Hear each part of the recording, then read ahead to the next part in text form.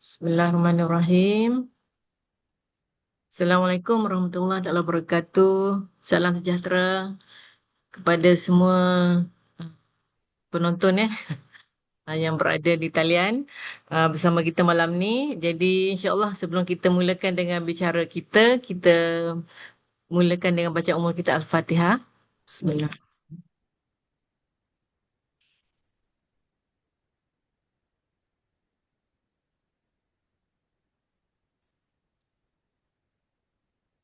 Okay, Alhamdulillah. Alhamdulillah Rabbil Alamin. Wassalatu wassalamu ala asyrafil anbiya wal mursalin wa ala alihi wa sahbihi ajma'in. Okay, saya selaku moderator untuk malam ni, nama Siti Zaitun Hashim, sudah bersara dari Universiti Teknologi Malaysia Johor. Jadi sekali lagi selamat datang ke siri bicara Ikram Akademia sesi yang ke-27 yang diraikan Profesor Teknologis Dr. Salwani Muhammad Daud dan semua peserta dan rakan-rakan kita dari Ikram Akademia dan juga dari pelbagai agensi lah yang hadir malam ni. Jadi kita harap akan adalah lagi yang akan masuk. Jadi insya-Allah ini adalah satu platform yang diinisiatifkan oleh Ikram Akademia untuk kita bersama-sama mendalami isu-isu penting dalam dunia ilmu, teknologi dan masa depan pendidikan. Jadi insya-Allah malam ni fokus kita adalah berkaitan dengan AI dan masa depan universiti, revolusi pengajaran, pembelajaran dan penilaian. Jadi kita amat berbesar hatilah kerana kali ini kita ditemani oleh seorang tokoh yang bukan sahaja mempunyai kepakaran teknikal AI yang mendalam, tapi juga kredibiliti pemimpin barisan hadapan lah sebagai Naib Chancellor. Jadi saya mengambil peluang ini untuk memperkenalkan penceramah kita yang dikasihi Profesor Teknologi Dr. Salwani Muhammad Daud. Terima kasih kerana dapat bersama kita pada malam ni dalam kesibukan masa. Jadi sedikit taruh ringkas Profesor Teknologi Dr. Salwani Muhammad Daud. Beliau adalah profesor dalam bidang kecerdasan buatan, blockchain dan sistem fizikal cyber. Dan beliau juga adalah jurulatih bertauliah HRD Corp. Dan sekarang Prof. Salwani memegang jawatan sebagai Naib Chancellor merangkap Ketua Eksekutif di University Malaysia of Computer Science and Engineering, UNIMAI. Dan saya lihat matlamat universiti ini dibangunkan untuk memperkukuhkan ekosistem pendidikan berasaskan teknologi dan menyokong mewujudkan sebuah negara digital. InsyaAllah. Jadi Prof. Salwani ni telah berkhidmat lama hampir 40 tahun atau lebih Prof. Dalam dunia akademia bersama-sama membimbing pelajar, memimpin institusi. Jadi banyak pengalaman beliau lah dan beliau juga diiktiraf di peringkat nasional apabila dilantik oleh MOSTI sebagai wakil Malaysia untuk mendokumentkan satu dokumen penting, UNESCO Recommendation on the Ethics of AI.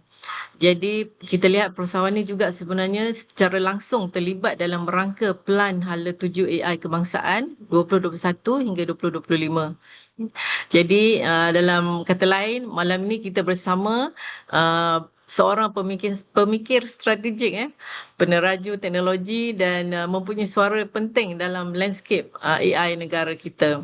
Jadi kita harap perkongsian daripada Prof nanti akan membuka satu perspektif baru tentang bagaimana AI ni bukan sekadar teknologi disruptif tetapi sebenarnya pemangkin kepada kreativiti, produktiviti dan transformasi institusi pendidikan. Jadi tanpa mengelengahkan masa, kita mengalu-alukanlah kehadiran penceramah kita Prof. Dr. Salwani. Jadi boleh saya mulakan dengan soalan yang pertama Prof. Jadi saya difahamkan mungkin ada slide yang Prof akan kongsi untuk kita lebih fahamlah mendapat sedikit pencerahan ataupun lebih mendalamlah tentang perbincangan kita. Jadi kalau kita lihat sekarang ni AI di mana-mana Prof. Kita lihat pelajar ni dah tak boleh terpisah dah dengan AI. Jadi kita sebenarnya nak pelajar ni menggunakan AI untuk apa inovasi kan, tapi kita tak naklah mereka bergantung 100% pada AI. Jadi sekarang ni mungkin soalan pertama yang kita nak ajukan kepada Prof lah tentang the big picture masa depan universiti. Bila kita bercakap tentang AI dan masa depan universiti, apa transformasi teras yang Prof lihat yang sedang berlaku dan kita pun lihat juga sebenarnya dan bagaimana perspektif Prof untuk apa menjangkakan secara drastik lah dalam tempoh 5 hingga 10 tahun akan datang. Okey, dipersilakan Prof. Okay, jazakallah khairan kepada mantan Profesor UTM lah, Dr. Zaitun. So apa saya rasa bila macam apa yang apa moderator cakap, AI ni dah disebut-sebut selalu kan. In fact, kadang orang tak sedar pun bahawa dia sedang menggunakan AI walaupun kadang tak tahu apa itu AI. Kan? Jadi ramai yang macam masih macam terlalu abstrak lah AI tu. Kalau kita dalam bidang komputer kita tahu is algorithm or this thing. Tapi keluarnya output apa benda yang boleh kok dia orang boleh nampak kan. Tapi bila timbulnya berbagai apa AI dengan apa dengan generative AI ni orang dah nampak dah kan, daripada teks keluar ada output kita nak bunyi sound ke apa video atau images. Kemudian sekarang ni agentic AI pula lagi apa apa mereka ni macam kita punya apa dia dia apa boleh menghasilkan action plan untuk kita. Kan cuma kita boleh pilih mana satu. Okey, bagi menjawab tentang masa depan ni, saya nak share sikit saya punya apa slide ini.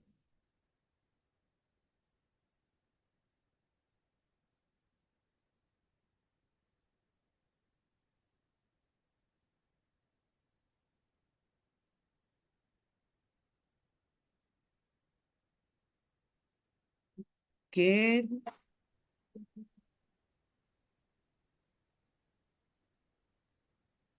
nampak kan? Okey. Nampak nampak. Okey. So, apakah peranan AI dalam pendidikan tinggi? So, ini kita akan nampak bahawa akan berlaku transformasi lah sebenarnya cara sedar tak sedar. Even kat universiti yang sekarang pun dengan sendirinya sebab semua apa AI ni disebut-sebut dan menjadi agenda kerajaan juga sampai apa kerajaan Malaysia pun dalam RMK 30 beraspirasi bahawa by 2030 ni kita akan menjadi AI nation.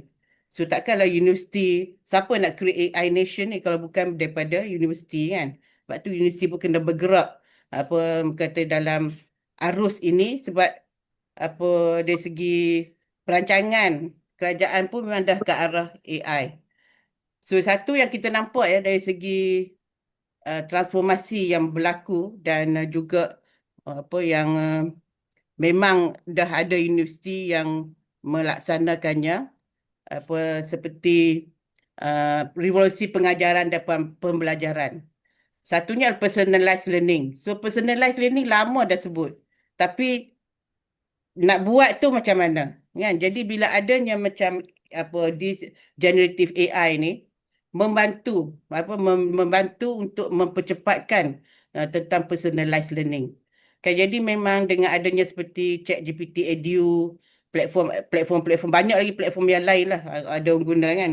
Copilot lah, Gemini lah semua itu adalah antara apps yang apa banyak digunakan dan kita lihat bahawa dari segi nak mempermudahkan lagi personalized learning berlaku di universiti. Dia kita dengan adanya seperti AI tutor. So dulu AI tutor ni kita boleh anggap macam kita punya rakan kerja lah atau kita punya pembantu lah kan, virtual pembantu, virtual pekerja kita. So AI tutor boleh boleh menjadi apa kata menjadikan pelajar kita boleh go for personalized learning. Yang keduanya, mau tak mau pun kita juga banyak bergantung juga macam ramai dah pensyarah pun macam kat universiti dia ni apa banyak menggunakan AI ni sebagai alat bantu untuk membina dia orang punya slide ke, simulasi ke, kuis ke, video dengan cepat. Kalau dulu mungkin nak buat video pun berhari-hari, sekarang ni mungkin video tu boleh buat sekejap sahaja. Sekejap tu saya rasa mungkin dalam bagi the right prompt, kadang dalam masa apa setengah jam ke or less boleh dapat dah. Tambah-tambah kalau kita nak buat untuk apa yang video-video yang berkaitan dengan dengan kuliah kita lah. So that is a second one. And then the third one, pembelajaran ni ada berasaskan masalah atau projek diperkaya AI. So dengan adanya this generative AI membantulah pelajar ni mendapat menjana idea dan data, kod dan visual secara langsung sebab mudah ya untuk mereka dapatkan idea. Jadi tak adalah mereka ni kita kena ajar lah.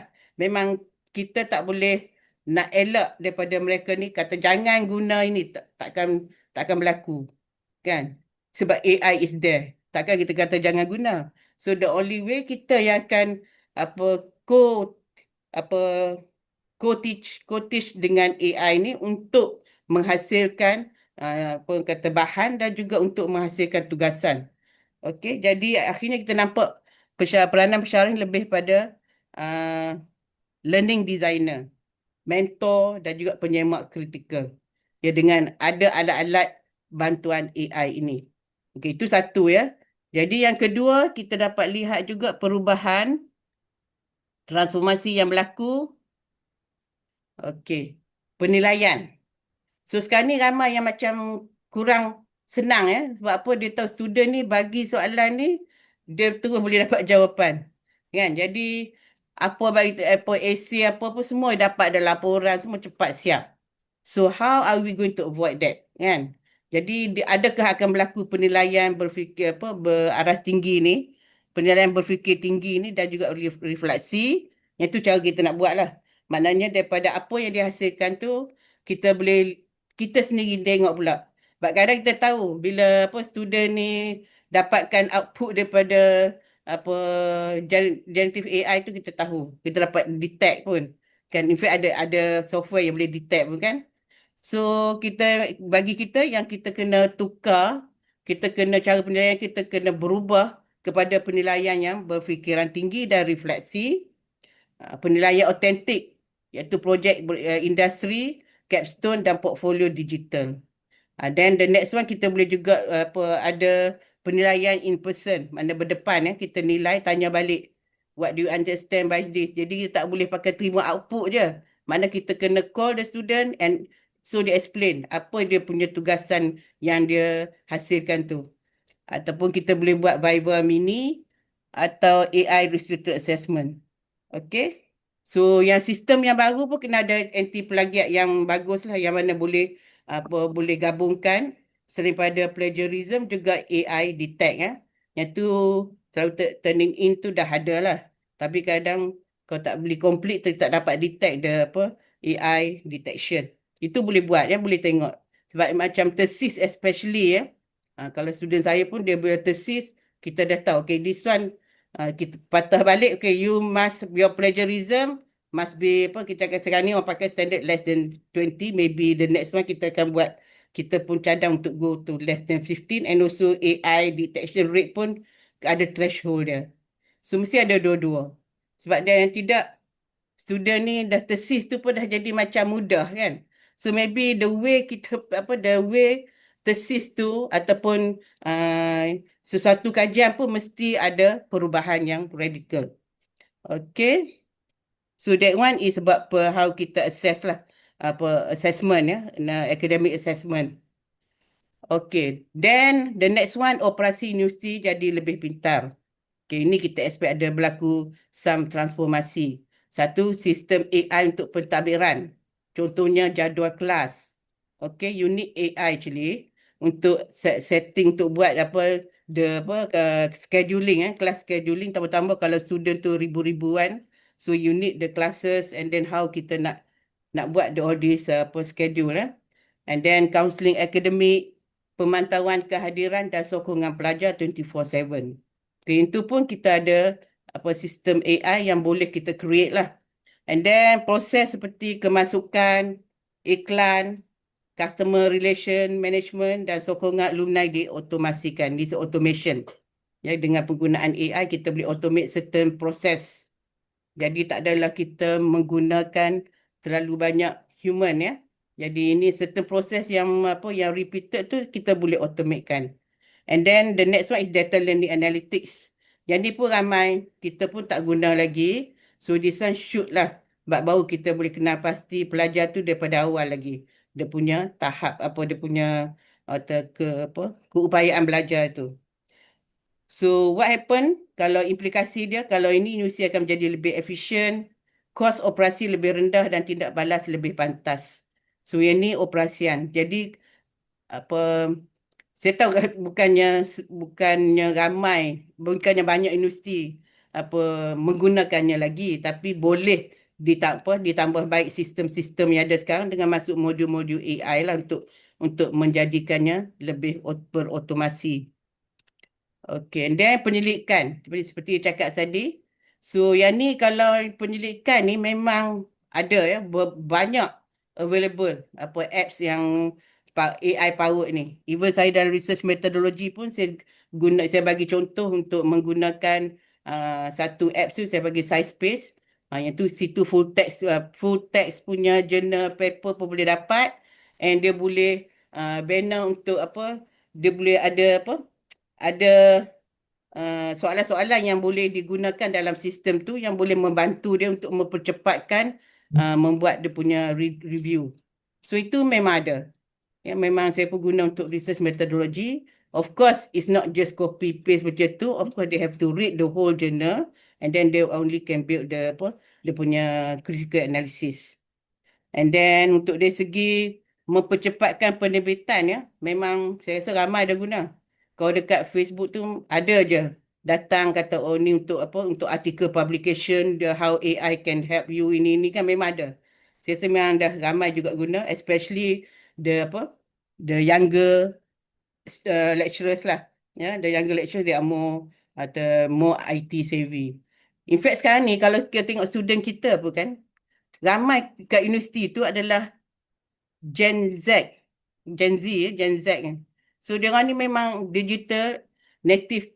So they are already exposed kan jadi to digital. So kalau kita nak cakap dia orang jangan guna ini pun saya rasa memang tak berguna lah sebab mereka memang dah daripada awal dah exposed to digital. Kita ni yang the baby boomers ni yang orang lama-lama ni memang kena adapt. Ya kena tahulah how this generative AI ni boleh sama ada kalau kita tak tahu kita nampak macam hebat sangat dia punya ini itu mungkin kita tak tahu. Kalau kita tahu dan kita tahu how to check their understanding about the topic lah. And then of course we need some dasar polisi kena ada. Ini untuk integrity ya.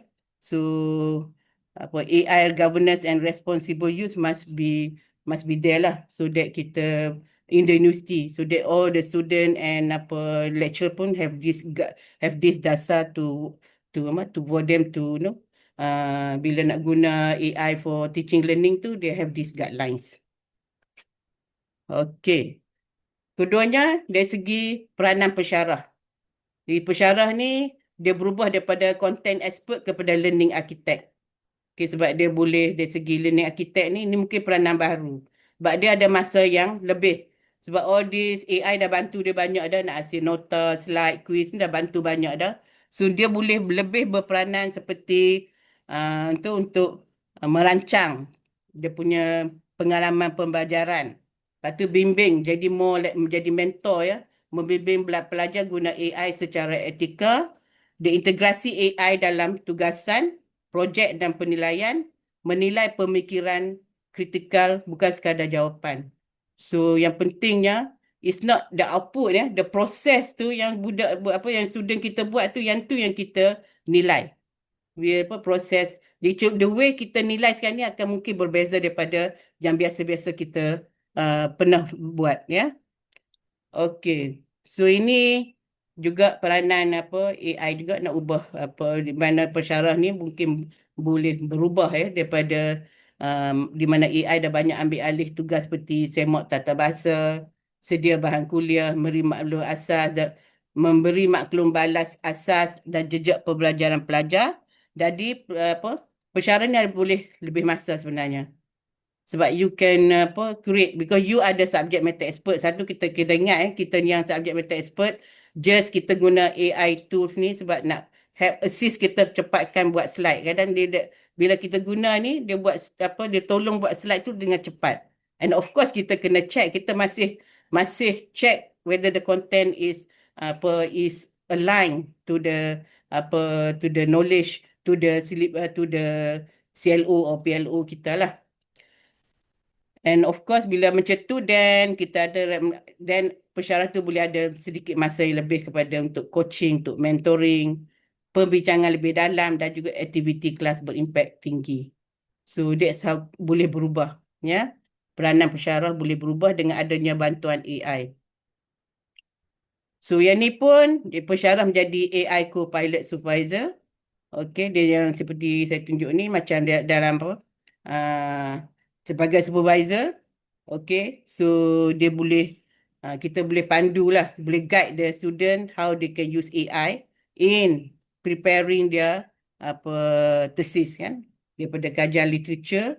Ini semua boleh buat, macam code generation semua kalau guna tu boleh buat, tak ada masalah sebenarnya. Tapi how kita nak make sure dia tu understand, and mesti ada kat mana yang dia kena check ya. Jadi bukan semuanya coding yang dibuat oleh dihasilkan oleh AI ni menjadi, kadang dia kena check lagi. Sometimes doesn't work out pun. Ya. Okay. Next, ni pelajar pula. Satu, personalized learning. So yang ni dia boleh gunakan tutor AI. Banyak tutor AI yang ada. Jadi kalau kat universiti kat Malaysia ni rasa belum sampai ni lagi lah. Tak ada lagi tutor AI. Setakat dia guna ChatGPT Edu, Kanigo memang ada. So this one, AI bots ni di universiti yang I think global mungkin ada lah, dia di peringkat dunia, tapi kat local Malaysia ni tak nampak lagi kan. Tapi setakat penggunaan ChatGPT Edu tu sangat meluas lah. Okay. Okay, so and then pembelajaran aktif dan eksperimen segera, pelajar kini boleh jana kod betul-betul, coding dia boleh buat cepat, analisis pun tanpa SPSS pun dia boleh buat dengan AI dengan AI powered ni kan. And then recommend bentuk model 3D dalam few minutes, and also high quality content juga dia boleh buat. So at least ini mempercepatkan learning by doing. So kadang-kadang kita ingat macam at least dia ada hands on kat situ, and how dia boleh dapat tu is dia punya prompt. Kalau prompt tak kena, dia tak akan dapat hasil yang seperti dia kedaki. So how dia akan buat prompt tu dengan sebaik mungkin. Kadang prompt ni orang takut, dia dah buat macam 2-3 ayat, padahal dia boleh buat panjang-panjang pun prompt tu nak explain apa yang dia nak. So the AI tu lebih faham kan. Sebab tu yang penting prompt tu.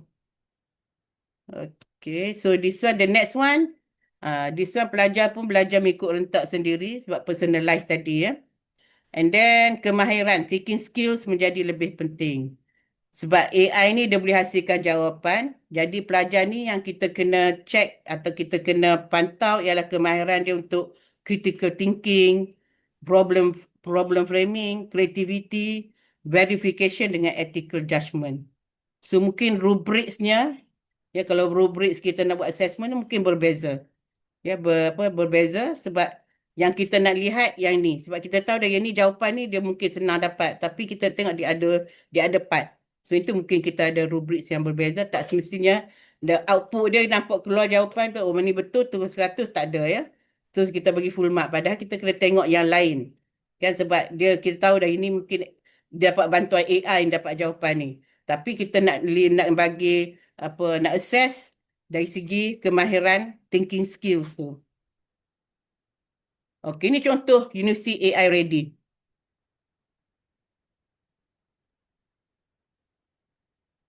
Okey.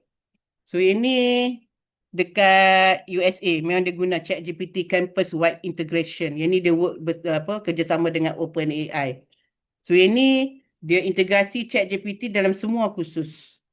Lepas tu membenarkan pembinaan AI tutor untuk setiap subjek, melatih pensyarah dalam AI pedagogi. So ini adalah satu gambaran lah. apa universiti masa depan. Dan satu lagi kalau kat Sydney, AI as co-creator in assessments. So universiti ini membenarkan pelajar menggunakan AI dalam tugasan.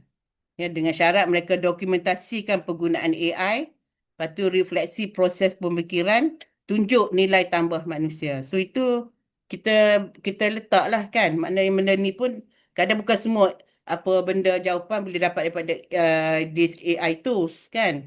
So benda yang dia kena fikir. Yang tu kita create. Yang tu kata rubrik tu mungkin dah kena berbeza. Okey, saya rasa saya stop sini dulu. Okey. Ha, Itu Prof dah cover, yalah, yes. dah melihat bagaimana peranan Hmm. setiap entiti tu dah berubah di Ya. universiti. Pelajar pun makin bijak menggunakan Betul. teknik-teknik tu, jadi pensyarah pun kena lagi bijak. Memang Jadi takut kena terik ya kan? takut kena trik kan. Kita pun risau juga sampai ke tesis kan. Ha. Uh, Mungkin sampingan lah dia soalan. Bagaimana Prof melihat kalau peperiksaan tu peperiksaan Hmm. tradisional ni Hmm. uh, dia masih lagi relevan ataupun perlu ditukar Hmm. dalam kita nak menjaga keaslian nilai ilmu itu Hmm. sendirilah. Okey, saya tu ada juga saya ada jawapan dia.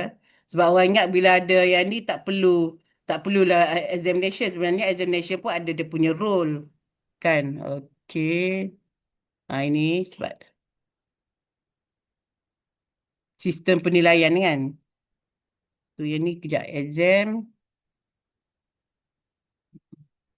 So ini saya nak cerita pasal tu lah. Lagi ada jawapan untuk yang apa exam tu. Exam perlu ke tidak?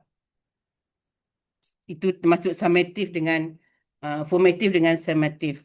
Okey. So dari segi yang apa assessment ni kita nak lebih autentik. Sekarang ni sebab saya pernah attend yang apa dialog antara masa tu Menteri Ekonomi tu Rafizi dia nak build for apa dia nak develop RMK 13 panggil dialog.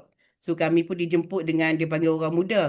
So this the young people ni dia orang ni kebanyakan daripada dulu MRSM apa semua dia duduk cakap pasal dia dekat sekolah ni sekarang ni apa macam tak ada macam banyak cikgu banyak cerita cakap tapi dia orang ni lebih suka benda yang project based yang hands on yang benda boleh buat tu dia tak mau banyak sangat lecture lah teori kan banyak teori so itu one of the thing yang being apa voice out of the this from the young people lah semasa that dialog tu so saya pun nak kata itu kena apa generasi sekarang lah kan macam kalau kita sekarang pun kita tengok juga student kita kan kalau ada masa kita mungkin cerita sikit yang dia bagi bagi apa hands on banyak kan. So ini kalau kita tengok dari segi penilaian lah. Sekarang ni kalau kita nak ubah kan sebab dengan ada AI ni patutnya kita kena apa tugasan ataupun assignment dia beri tu mestilah lebih orang kata lebih hebat lagi. Kan seperti apa tugasan pun mesti berasaskan masalah dunia sebenar. Yang tu lebih ada kontekstual, lebih dekat dengan kita, lebih real dengan kehidupan kan. And then perlukan refleksi proses, ada logging lah. Proses yang dia buat setiap kali ada pembaikan, apa proses dia kan. And then menggunakan data atau konteks unik yang sukar dijana AI. So mungkin data ni pun dia kutip sendiri ke. Kadang data dia ambil daripada apa kalau data real time kan mungkin dia ambil daripada sistem-sistem yang lain lah. And then this one also uh, projek ni boleh bentuk projek jangka panjang dan melibatkan interaksi manusia. So contoh kat sini seperti reka bentuk penyelesaian untuk isu komuniti sebenar, pembangunan prototipe, okey, dengan bukti iterasi, tugasan berasaskan kajian lapangan dan AI boleh bantu tapi pelajar mesti tunjukkan pemikiran mereka melalui dokumentasi proses. So maknanya kat situ the lecturer kita lihat proses yang dia buat sampai dia mencapai hasilnya. Yang tu yang penting. Proses yang dia buat macam kalau macam dia guna AI tu dia cakap AI tu and dia apa prompt dia and dia apa dia dapat hasilnya. Kemudian nampak macam daripada hasil ni pun masih belum tepati apa yang dikehendaki dia masuk lagi another prompt, and then tengok apa hasilnya. Semua benda ni ada version, mungkin ada dan bentuk versioning, version 1, version 2, version 3. Baru kita nampak dia bekerja, makna dia bukan terus dapat jawapan terus dia masuk ni, tapi ada proses dia. Itu kita bagi markah. Kita bagi assessment ke arah tu. Barulah apa kita tak kata dia apa pakai copy paste ke apa, sedangkan dia apa dia ada proses dia menggunakan AI tool tu untuk membantu dia menjana all this jawab apa respon-respon yang kadang-kadang tak semesti dia terima terus pun. Kita nak tengok tu mana pemikiran dia berjalan kan, dia ada some critical thinking kat situ. Okay, and then process based saya bercakap tadi lah. So kalau macam penilaian tak hanya berhasil pada output dia saja, tapi bagaimana output tu diperolehi. So kita tengok ini seperti apa komponen kita tengok seperti jurnal refleksi mingguan, log penggunaan AI, bagaimana mengapa ada apa had dia, sebab kadang-kadang kita guna yang apa some apa AI tu dia ada limit dia unless you buy lah purchase kan. And then version tadi. Okay, kita ada this version 1 macam ni. The next version from dia macam ni pula version, the next version kan. And then bukti brainstorming manusia. So jadi ini menjadikan AI ni sebagai alat bantu bukan pengganti lah. Never apa apa benda apa student ni diganti dengan AI untuk melaksanakan tugasan tu. Masih student ni mengguna AI sebagai alat bantu dia untuk menyelesaikan apa assessment dia tu. So ini apa apa yang saya cakap tadi sebab the dialog and the competency pun competency based assessment mungkin this will be in the future lah more apa penilaian berbentuk sebegini.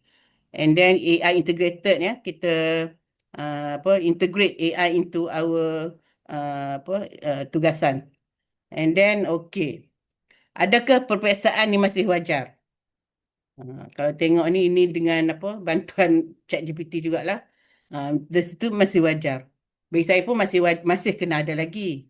Ya kalau tak buat dalam sebab kita kalau kita tengok kalau standard MQA pun assessment dia ada formative dengan summative. Formative is continuous assessment. Summative not necessary written exam ya. Selalu orang ingat ke that it should be written exam. No, that is wrong. So it can be other type of assessment. Can be project based, can be case study. That one also can be summative. Okay, so kalau tak ada final exam, so kita letak test tu dalam kita punya continuous. So ada test juga, ada peranan dia test ataupun this ujian, this apa exam ya. Sebab apa? Satu, mengapa masih relevan? Satu, dia uji kepahaman asas tanpa bantuan AI. So that one there's no AI. So duduk buat test pun dalam 1 hour, dia kena cari sendiri jawapan dia. And then menilai literasi konsep, pastikan integriti minimum dan adil untuk khusus asas. Kan ada juga macam matematik, statistik, fizik ni perlu apa kepada this examination. Tapi kita kalau boleh jangan jadikan that's the whole thing lah examination sebab kita ada benda lain yang banyak lagi yang kita boleh gunakan untuk assess apa student kita di depan hari mana AI dah main peranan ya. So for example here kita dengan apa penilaian hybrid dah human plus AI age. Mungkin peperiksaan tradisional ni macam tadi close book pun tu ini maybe 20 to 30%. It can be test ya kalau 20-30%. And project authentic, it can be either summative. Can put 30-40%. And then this one continuous assessment. This one formative, penilaian berasaskan AI. Gunakan AI, kritik AI. Ini kita boleh tak 20-30%. Dan penilaian lisan, debat or viva mini. Ini 10-20%. So ini sebenarnya this one kalau tengok apa MQ dah bagi tu macam cantik dah sebab dia tak strict, dia tak cakap apa strictly final exam apa strictly the summative must be final exam. Tak ada ya. So there are so many things, there are so many apa forms of doing untuk kita buat kepada summative tu. Untuk summative assessment tak wajib kepada final exam. Okay. Prof, ini Hmm. yang tadi tu cadangan apa di peringkat MQA. Tak, bukan. Oh, ini Tapi dalam yang MQA ideal memang lah, memang macam tu. ideal. Maknanya MQA mana kelonggaran, bukan kelonggaran, benda tu dah ada. Cuma kita ni kena, benda boleh buat. Kita create lah macam tu kan. Bukan semua macam kursus, for example, apa programming kan. Contoh dalam computing lah, programming. Tak semesti kena, tak semesti kena end up with apa final exam. Kadang bagi project base ke apa kan. And then kalau macam, kalau yang subjek-subjek lain macam mungkin lah case study can be the summative. Kan tak semestinya ada final exam kalau yang social, subjek-subjek social science and etc. lah. Sebab tu kami pun banyak dah tukar, banyak yang kita buat apa apa banyak dah subjek kita tak buat apa, most like 70% tu dah memang tak ada final exam lah. So kita ada test ya, and then yang lain tu kita bagi mini project at the end. So memang itu dibenarkan lah. Okay. So takat tu the next. Okey, okey. Uh-huh. Ya, jadi maksudnya landscape Hmm. penilaian kurikulum pun apa ni akan berubah lah eh.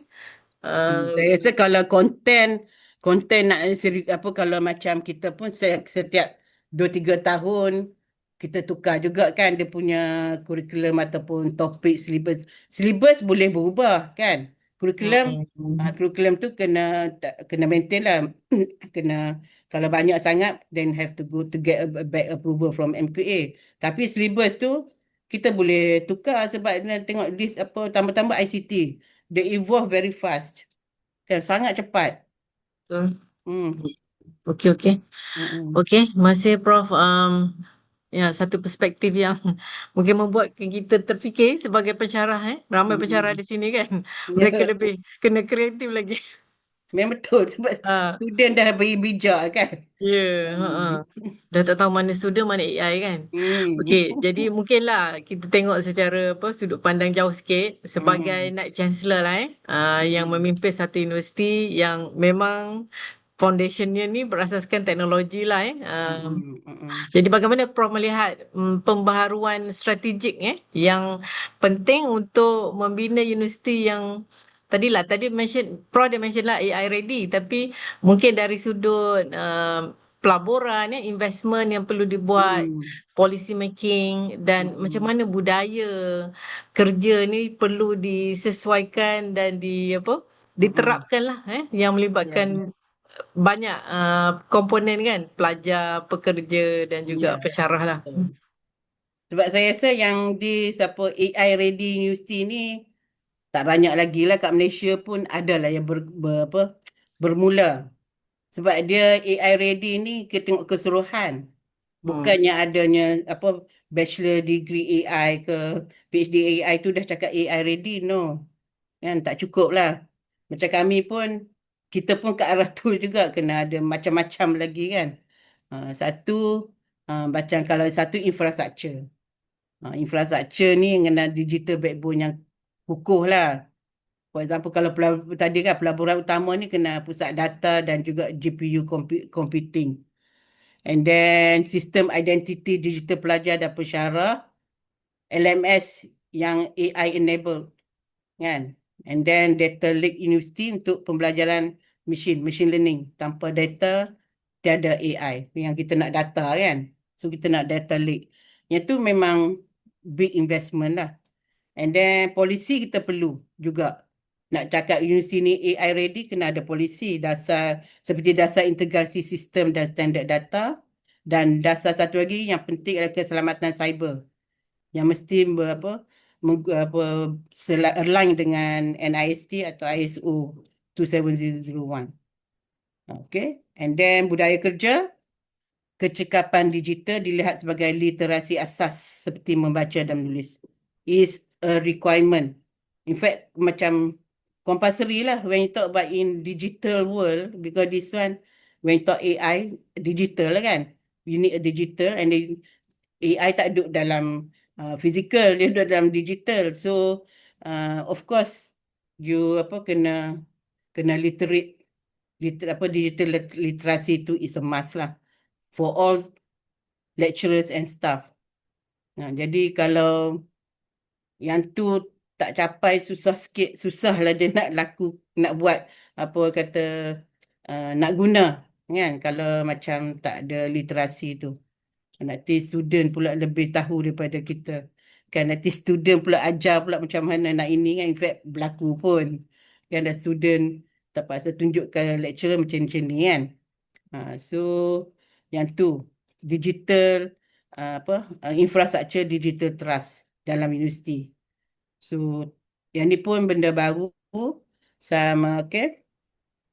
And then keduanya melaksanakan AI dalam semua operasi universiti. AI across administration. Itu kalau apa dari segi pelaburan mungkin chatbot generatif untuk rekod pelajar, kemasukan, bantuan akademik, AI untuk tadi apa scheduling timetabling, lepas tu optimize staff. Itu pun penting Jadi itu mungkin menjimatkan sebab apa bila ada AI ni dia boleh atur lah dari segi optimization, staff optimization juga. And then dari segi nak kesan awal apa pelajar berisiko gagal pun kita boleh guna AI. From dia punya result, benda tu boleh analyse. And then bila dah analyse dia boleh predict atau classify kan. Jadi at least ada intervention, early intervention. Ini kadang-kadang kita at the end bila bentang result baru tahu budak ni lemah ini, padahal benda tu berlaku sepanjang pun, dan boleh bagi alert lah kan. Patutnya ada sistem lah, ada sistem yang boleh ke arah tu. Dan polisi yang perlu audit ketulusan dan etika AI dalam pentadbiran, lepas tu dasar penggunaan data pelajar yang bertanggungjawab. And then budaya, staf pentadbiran dilatih menggunakan AI untuk meningkatkan productivity multiplier. So ini pun banyak. For example untuk apa? Kalau yang staf sokongan dalam universiti maybe banyak sangat mesyuarat, tak larat nak buat apa, nak catat-catat, dia many apps juga macam AI note taker. Saya rasa dalam ni pun ada kan, AI note taker. Lepas tu ada yang boleh transkrip sekali. So itu semua membantu. Jadi nak buat minit pun cepat. Jadi boleh siap, tak payah tunggu seminggu. Mungkin esok dah boleh bagi atau sekejap lagi pun dah boleh edarkan. Jadi itu productivity tu. Ataupun satu lagi dia nak create apa message in the email. Kadang nak suruh bahasa yang cantik. Jadi tak ada tunggang langgang bahasa. Jadi kita boleh suruh improve. Bagi teks ni please improve so that apa dalam style yang kalau kita kata style yang nak marah tapi bahasa beradab juga. So boleh. Boleh tengoklah AI produce macam tengok agak kita okey sesuai, okey kita boleh guna ayat-ayat apa that sort of message. So ini penting sebab ini komunikasi kadang English pun kadang tunggal langgang kan. Jadi kita hope dengan penggunaan AI ini membantu dan meningkatkan produktiviti staff kita. Jadi bila bila ini pun cantiklah kita berbahasa pun dengan elok dalam message kan, dalam email contohnya. And then kurikulum, ini pun banyak lah. So saya rasa dalam apa sekarang ni banyak dah macam universiti pun ke arah ni kan, macam dari segi pembangunan micro credential. Ya sebab sekarang ni orang sebut pasal apa stackable degree macam tu kan. Jadi stackable ni student ni dia boleh dapat micro credential daripada mana-mana universiti ke, campur dengan mungkin dia ada apa industri punya certification, campur lagi, jadi benda tu boleh build a degree bagi satu apa mungkin ada apa particular university boleh terima dan boleh map dengan current program. Nampak ini boleh kita layak anugerahkan dia satu degree sarjana muda. So it may happen in future. Dia tak adalah mereka ni hanya kata macam full time duduk dalam kelas. Kadang dia orang ni are workers outside and they have all this apa certification. Banyak certification yang boleh didapatkan. And then polisi kat sini kita boleh syaratkan AI literasi. Sebab saya rasa tak ada lagi macam kami senang jugalah kita buat AI ni dalam untuk foundation program pun kita dah ada AI juga, introduction to AI. And then macam law tu especially memang banyak. AI ni dalam law tu memang I think lawyers memang patut take up lah cepat kan. And then AI assisted continuous assessment. Yang ni pun cara-cara apa kita punya assessment kita pun dah berubah. Kena ada polisi dia lah. And then budaya, jadi lebih pensyarah pun kita nampak akan berubah menjadi lebih pada learning designers. Okay, sebab kita nak cope dengan generasi yang berubah. This generation ni kan tak sama seperti yang dulu-dulu. Kan, memang berbeza. Okey, dari segi pendidikan pun adalah juga pelaburan yang perlu dibuat utama dari segi lab ya, advanced lab dan juga pembelian alat-alat untuk kajian yang AI based. So kita kena ada juga polisi apa yang berkait rapat dengan pendidikan lah. Okay, so sekarang ni ada juga ya the idea of thesis pun lebih kepada prototype. Kan ada prototype, tak kalau macam setakat I think simulation tu mungkin tu dah, kalau dengan ada AI tu mungkin macam dah tak ada, orang kata belum kena tak ini sangat lah. Yang sebab into AI boleh tolong buat banyak kat tu. Tapi kalau prototype tu mungkin sebab dia kena ada proses kan. Mungkin boleh dimasukkan. Sebab saya rasa ada juga yang saya pernah jadi examiner yang memang sampai proof of concept ya. Jadi memang quite kena besar jugalah dia punya dia punya projek dia tu for PhD thesis. Okay. Okay, so itu ikut dulu. Okey, okey. Okey, Hmm. terima kasih Prof. Hmm. Banyak lontaran idea dan ilham Hmm. tu ke arah AI ready. Tapi Hmm. itulah, adakah kita ready kan? Ah. Kalau kita tengoklah secara keseluruhan lah, skala 1 to 10 lah. Prof Ah. nampak kesediaan universiti-universiti di Malaysia lah. Daripada perbincangan, mungkin ada focus group discussion dengan KPT ke apa. Bagaimana pandangan Prof lah? Kalau Hmm. skala 1 to 10, where are we? Kalau ada benda dah bergerak kan, macam kan ini dia punya antara uh, kriteria lah untuk AI ready. Satu, infrastruktur digital berasaskan data. Yang tu pun belum lah.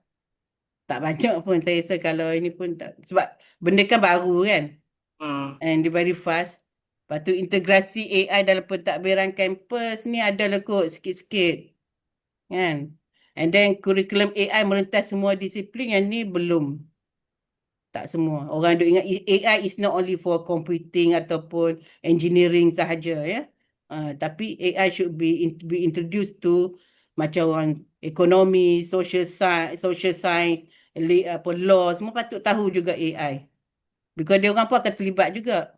Ya. And then makmal dan projek AI bersama industri ada universiti dah advance juga. Macam ada yang anda bergerak, and then of course you need to work with the industry lah, lebih laju ke industri ni, dia orang dah ada solution dia. And then pendekatan penilaian ni assessment, ini pun saya rasa boleh buat. Kalau tak nak tunggu semua berlaku tak kan, tapi dari segi teaching learning dengan assessment tu saya rasa kena berubah.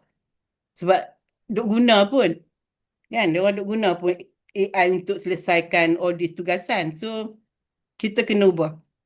Itu kena cepat. Itu boleh buat pun saya rasa. Tak payah tunggu the whole infrastructure ready. Yang ni boleh buat. And then pensyarah berkemahiran AI dan pedagogi digital, yang ni should be introduced. Awareness kena ada lah. Kan bukan semua orang pensyarah pun terlibat, and tak ada pensyarah tak tahu nak guna kat mana AI tu, memang ada lah.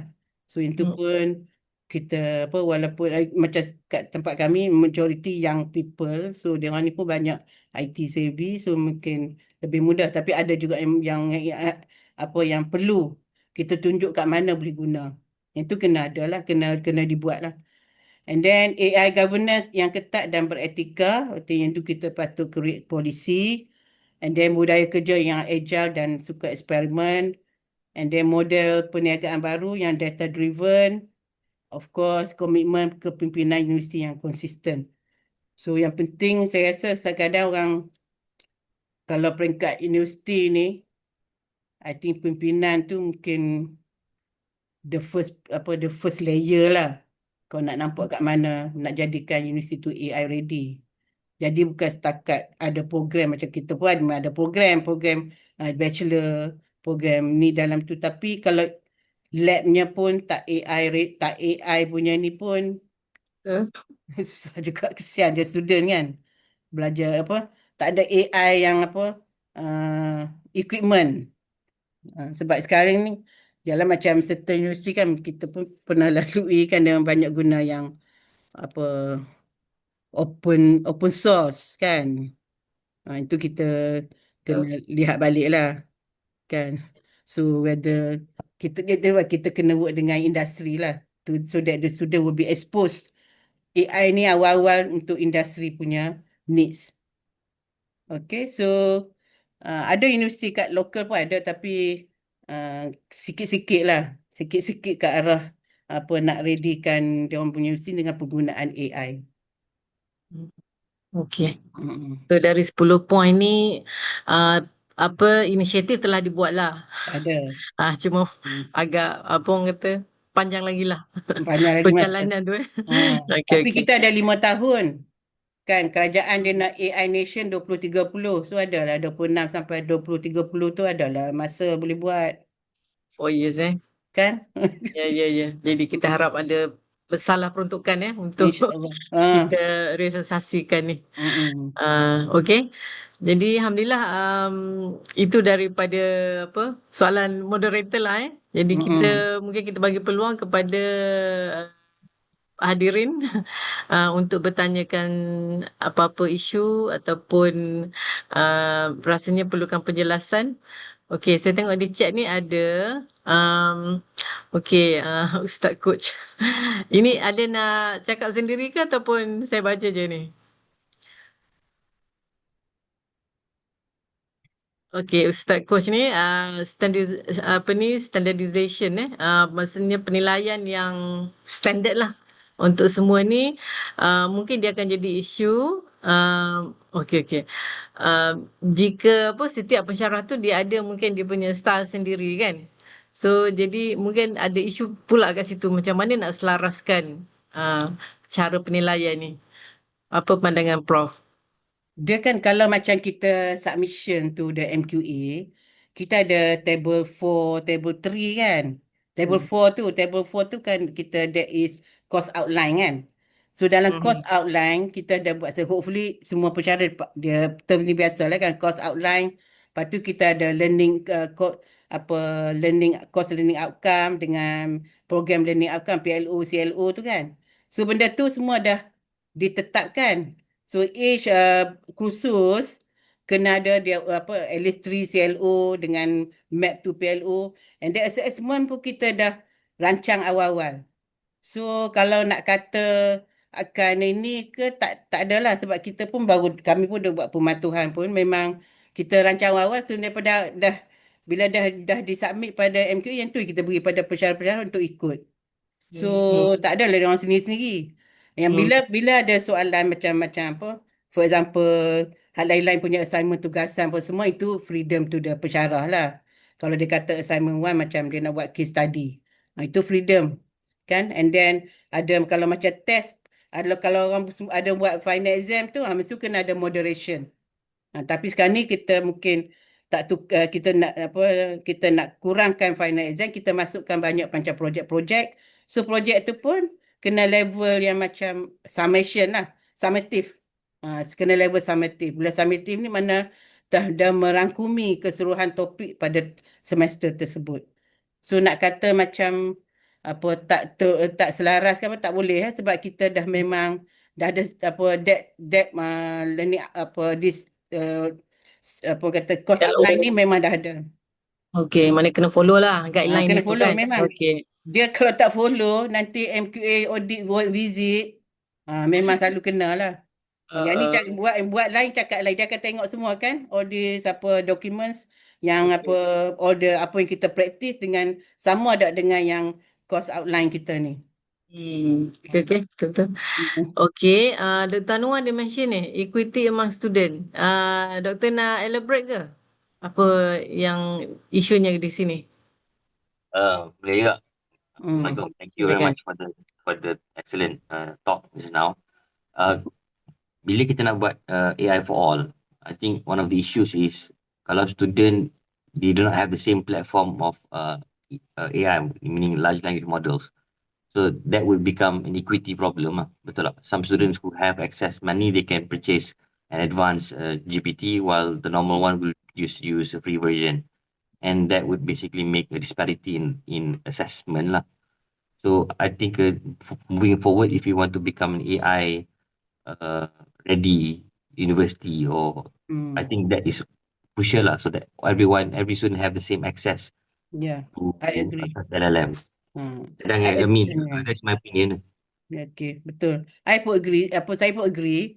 Sebab kita macam kat Unimai memang kita cakap apa kita nak purchase all the apps tu yang berguna untuk macam apa productivity ChatGPT ramai guna. So ada lain yang macam yang free Copilot kalau ada Microsoft memang ada free kan. So lain-lain untuk yang research pun kita ada juga apa Grammarly lah apa yang selalu dia orang guna kita purchase. So that dia orang boleh guna sebab tidak ada limited time. I agree lah bukan apa jadi kita pun kita nak tambah as we go on kalau dia ada permintaan dia kita tambahlah license tu license number of license so memang saya rasa that university kena take care lah about the apps tu jangan duk fikir nak free semua saya kata yang kena purchase lah kan subscribe tu so that the student dapat guna sama juga. Uh, Tapi saya rasa kalau kat swasta tu, I think they have the capacity to purchase lah kot. Kalau I think the problem would be in IPTAs lah. If they were to do it, the Hmm. budget should come from KPT lah, or apa the Ministry of Digital lah, to enable that. Ya. Tak tahulah sepatutnya macam kalau fakulti AI kat UTM tu patut tak ada masalah lah kot Sepatutnya kan. Tapi mungkin ada wakil-wakil IPTA di sini boleh bawa isu ke atas lah. Maksudnya yang ha. penting kena bawa isu tu, suarakan Hmm. dan kena mohon bajet lah. Hmm. Maksudnya ada allocation bajet Yes. dari pimpinan. Macam Tapi apa? Macam AI tutor kan? Saya cakap kalau you nak improve English kan ada banyak AI tutor English kan? Kita speak English dia balas dia bercakap oh you don't speak correctly kan? So kami ni dengan yang problem student daripada China. So kita suruh daripada dia ikut kelas, gunalah apa this app ni untuk improve dia punya communication kan? So that is one thing yang kita boleh disarankan lah pada student-student yang bukan dia punya bahasa utama dia kan English tu. Saya ada soalan, Hmm. second question, boleh tanya? Boleh. okey. So ini macam, for example, kata if you have an AI program kan, so I think the access of GPU is very important. Macam where I am, we are subscribing to AWS Cloud to allow students to use that. Tapi kalau macam some universities would going to have hardwares instead of having the cloud version. What is your opinion? Should they go for cloud-based AI capability, or do they move on hardware? And if we're talking about hardware, it's going to consume. I mean, that's going to be involve a lot of cost lah. So in traditional universities and maybe the fifth generation universities, how do we go about with it? Itu saya dulu pun kat UTM kan. So it's not easy jugalah sebab budget kan. So kita pun make do apa yang ada. So macam kat sini pun kita macam saya kat Unimai pun kita work dengan banyak industri. Kita kena collaborate dengan industri. Ada benda yang kita kena bayar, ada benda yang dia boleh apa dia bagi at a good rate lah. So I think apa IPTA pun now moving towards that juga. Kan dia work collaboration with with giant companies lah. Google lah, apa AWS lah, kan? Okay. Okay, thank you Dr. Anwar. Kita ada daripada Dr. Bella. Okey, saya bacakan je lah. Prof nak tanya, ada yang kata AI ni menumpulkan fikiran student. Any evidence to support or against? Yang tu yang saya Uh, rasa kalau macam apa for example lah lecturer bagi soalan kan, tugasan. Dia pun ambil benda tu tepek dekat apa AI chat GPT. Boleh dapat jawapan pun. Tapi kalau kita tanya macam tu direct, and then kita tak ada lagi soalan-soalan yang nak mencabar dia punya minda. Itu yang mungkin student tak fikir, dia seronok apa, dah orang dapat jawapan. Lecturer pun, oh hebat student ni jawab. Tapi kita silap tu, kita tak tengok proses tu. How you dapat jawapan, mungkin kalau nak sangat test tu, kalau kita tak membagi dia jadi macam apa, bergantung sangat atau tumpul dia berfikiran, panggil dia, can you explain this, how you get this one? Maybe better. Walaupun dia kata dia declare, dia kena declare, I use this one, chat GPT and use this is the prompt and I get this one apa semua kan. Dia kena explain macam tu. And then barulah kita tahu dia berusaha, dia buat. Tapi dia dengan bantuan apa, this virtual apa app ni. So saya rasa kalau macam saya tengok sendiri yang saya perlu guna apa untuk literature review, guna Sciencebase kan. Memang macam speed reading. Tapi still kena baca. Whether kita agree ke tidak on the apa yang dibagikan. Dia membantu. Dia extract from one paper. So kita kata what is the future research direction. Dia pun bagi. Dia from the paper dia extract lah. From the paper kita bagi. Kita boleh upload paper kita and then dia extract the information. And then what is the methodology. Dia bagi methodology. Kita baca. Itu makna kita baca ada yang part-part kita nak baca dulu. So itu sebenarnya memudahkan memendekkan masa untuk kita daripada kita membaca the whole paper yang mungkin lama. So kita extract dulu penting-penting tu, at least membantu kita. Yang tu membantulah. Tapi ada lagi app yang saya selalu guna, Sciencebase. Tapi orang lain ramai yang staff-staff yang saya yang lain pun banyak guna yang app-app yang lain kan. Jadi bukannya kita kata nak tumpul tapi mempercepatkan. At least kita dah boleh kumpul dah berapa mungkin that day 15 artikel dah kita boleh faham dah. Artikel ni kita boleh filter, dah boleh reject pun yang memang tak berkait dengan kita punya topik. Betul. Dia membantulah dari Membantu. sudut dia speed up Yes. kan untuk buat filtering kan, tapi kita kena Kita pun inilah kena baca, kita pantau. yang bertanggungjawab kan. Ya, betul. Okey. Dan yang tu yang bila kita experience, yang tu yang kita nak ajar pada student tu. Kalau kita sendiri tak experience, macam mana kita nak ajar student yang menggunakan AI untuk dia punya selesaikan dia punya tugasan. Ya, betul. Okey, ni ada daripada Dr. Elsa. Program macam mana nak access student yang guna submission, dia submit guna ChatGPT. Tadi rasa Prof dah sebut lah. Banyak isu submit yang copy paste, bukan original thinking on paper assessment. So, kalau di Udemy, apa yang plagiarism detection tool yang digunakan? Kita guna Turnitin. So dia orang ni semua submission assignment through LMS kan. Kita ada tak ada hantar through hard copy dah, sekarang ni semua LMS. Terus is with Turnitin. Bila dia hantar dah Turnitin, terus kita dapat tahulah. Dapat tahu macam all this plagiarism dia punya similarity index dan juga AI detection. Tapi satu lagi, kalau smart lagi lah kan.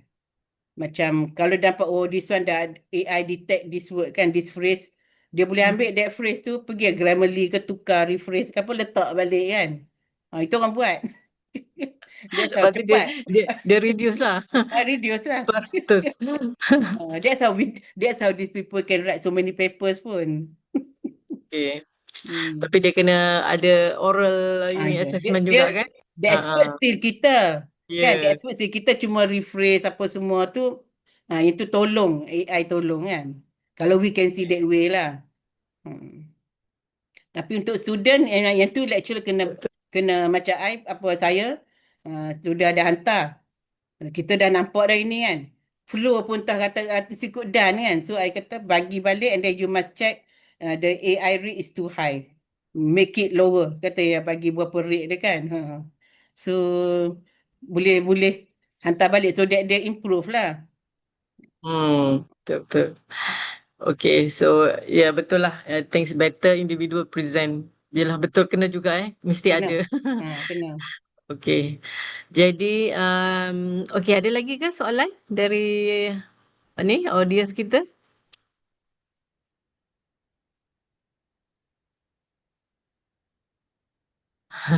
Penat juga nak access. Memang. Especially kalau coding kan. Coding dia orang dah siap, ready. Ni ada siap tapi kena at least dia bagi explanation sekejap, tak payahlah Ah. berjam-jam kan, mungkin apa 2-3 minutes explain yang ni je kan. Mm. Mungkin kena apa? Kena ada higher order thinking tapi AI version kan? Yes, Ah, yes. ah. Okay. Hmm. Alright. Jadi ada apa-apa lagi ke soalan? Tadi kita pun dah nak sampai ke 10:30. Mm-mm. Okay, tak ada Satu, dua, tak adalah. InsyaAllah. Okay, jadi kita dah sampai penghujung. So kita nak ucapkan jazakumullah khair. Terima kasih banyak-banyak kepada Profesor Teknologi Dr. Sawani di atas lontaran ilham-ilham idea-idea tu. Jadi kita berharaplah semoga Malaysia ni menuju ke arah future ready, InsyaAllah. AI ready Yeah. jadi mungkin apa ni beberapa inilah patah perkataan daripada Prof sebagai Uh, ini uh, apa akhir katanya lah. Okey, apa satu saya nak ucap apa jazakumullah khairan lah pada akademi Ikram Akademia yang menjemput, actually dah kedua kalilah cerita pasal AI dalam apa di webinar yang dianjurkan oleh Ikram Akademia. So insyaAllah saya rasa boleh apa, saya pun dia sekarang ni pun saya duk bagi apa untuk sekolah alamin cikgu-cikgu aware apa penggunaan AI ni, sebab untuk create at least tu apa apa dia punya soalan-soalan latihan untuk murid-murid. Lepas tu how dia nak differentiated learning kan, ada satu kelas tu ada different apa categories kan, ada yang lambat sikit, ada yang advance. So how we want to create and make sure dia orang boleh learn. So yang tu pun kita boleh buat actually, differentiated learning, personalized learning, so adaptive learning, semua kita boleh buat. Dulu mungkin susah sebab kita nak kena banyak nak buat. Kalau nak buat soalan pun sikit punya susah kan. Sekarang ni at least ada AI tu sih, dia help to apa to expedite the apa pembuatan soalan-soalan ni. And also saya rasa satu lagi macam kita boleh lihat lah macam penggunaan AI tutor ni, boleh diperluaskan dan boleh dibina. Sebab sekarang ni yang ni yang boleh dibina. Saya rasa yang boleh dibuat oleh, saya rasa lecturer-lecturer kita pun, yang muda-muda pun dah hebat-hebat lah. Dia boleh develop AI tutor for their own subject. At least student ni at apa 24/7 ni tak tahu pun dia terus pergi, at least AI tutor tolong jawab. Kalau start sikit baru dia datang kat kita kan. Ha, saya pun bagus juga, tapi kita pun dah berusia dah kan. Tak nak belajar semua tu.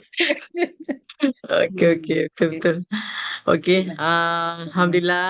Terima kasih sekali lagi. Jadi kita memang akur lah kita tahu yang itu penting, tapi dia bukan menggantikan lah manusia, Ah, tapi dia boleh bantu kita untuk tingkatkan productivity productivity. kan. Cuma kita kena macam ni, kita nak educate masyarakat dan juga pengguna ni supaya beretika lah Ya. jangan apa sembrono je guna kan.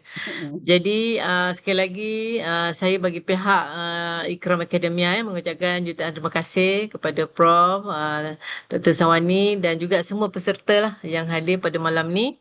Jadi kita berharap perbincangan kita ni akan memberi manfaat dan idea inspirasi kepada mungkin ramai daripada wakil-wakil institusi berbeza dan peringkat kepimpinan mungkin boleh bawa idea ni untuk kita bersama-sama lah membina satu negara yang konsepnya digital tapi dengan berhemah insya-Allah untuk kebaikan semua. Jadi sebenarnya kita dah sampai ke penghujung. Okey, kita ada apa ni? Cameraman nak ambil gambar. Kita boleh kita ambil sekali semua. Jap. Fatih boleh ambil semua Kita ada sekarang Boleh, 29. Boleh ambil semua pages. buka kamera kan. Siapa yang boleh buka boleh buka lah. InsyaAllah.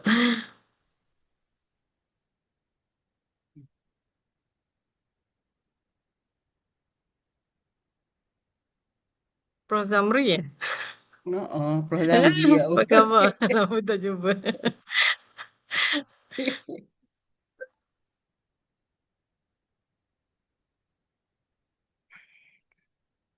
Okey, dah ke? Belum. Sekejap.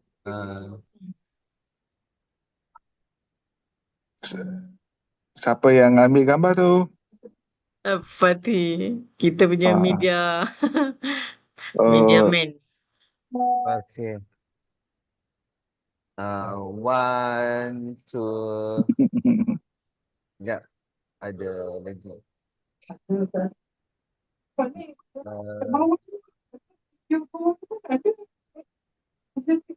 Okay. 1, 2, 3.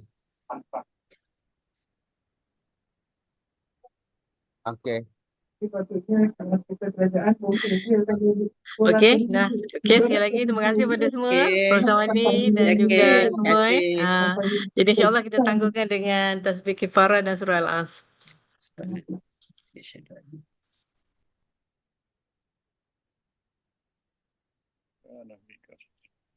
Okey, Assalamualaikum warahmatullahi wabarakatuh. Waalaikumsalam.